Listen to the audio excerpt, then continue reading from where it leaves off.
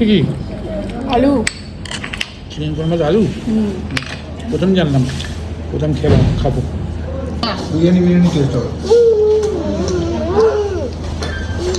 এর থেকে জিনিস তুলে ওর থেকে জিনিস তুলে দেওয়া হয়েছে। আলু ভেতরে কিছু নেই, সেদ্ধ আলু। চিকেন কোরমাতে কোনোদিন আলু যায় না, আমি তো খাই না। মন্দারমণি থেকে বেরিয়েছি 12টার সময়, এখানে এসে পৌঁছেছি 2:30টে।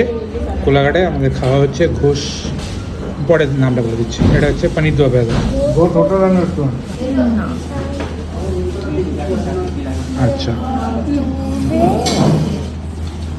এ থেকেও ফার বেটার খেয়েছো।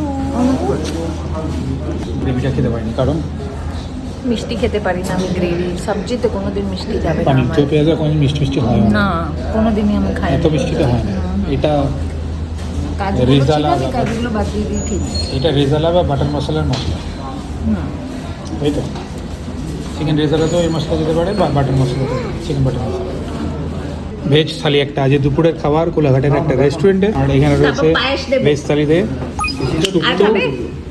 শুক্তো, ভাত, আলু ভাজা, শাক। এটা হচ্ছে একটা কুন্দলি সবজি, ডাল আছে, ওটা পায়েস রয়েছে। আজকে পায়েস খাচ্ছে, গুল্লা আছে। ছোটটা কিছু বলবে কি শুক্তোটা ভালো আছে? ভালো হয়েছে, দারুণ হয়েছে এটা। এই যে ওইদিকে কোলাঘাট ব্রিজ আর এইদিকে কলকাতার দিকে আমরা যাচ্ছি। এখানে রয়েছে ঘোষ, ঠিক আছে?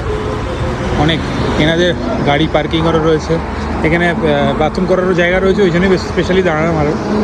হ্যাঁ, আর এদের নিজস্ব গাড়ি সার্ভিসের জায়গা রয়েছে, তার মানে আপনি গাড়িটা এখানে সার্ভিস করতে দিয়ে খেতে পারেন হোটেলে। হ্যাঁ, ভালোটা ভালো, খারাপটা খারাপ। এই জন্যই বলি, তোমরা যদি ইন ফিউচারে আমার দেখে কোনো জায়গায় ভিডিওতে যাও, সেখানে যদি আমি ভালো বলেছি, এক্সপিরিয়েন্স যদি ভালো না হয়, তাহলে তখন তো আমাকেই গালাগাল করবে।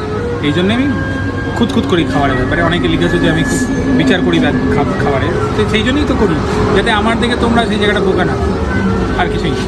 চলো দেখা হবে পরে একটু।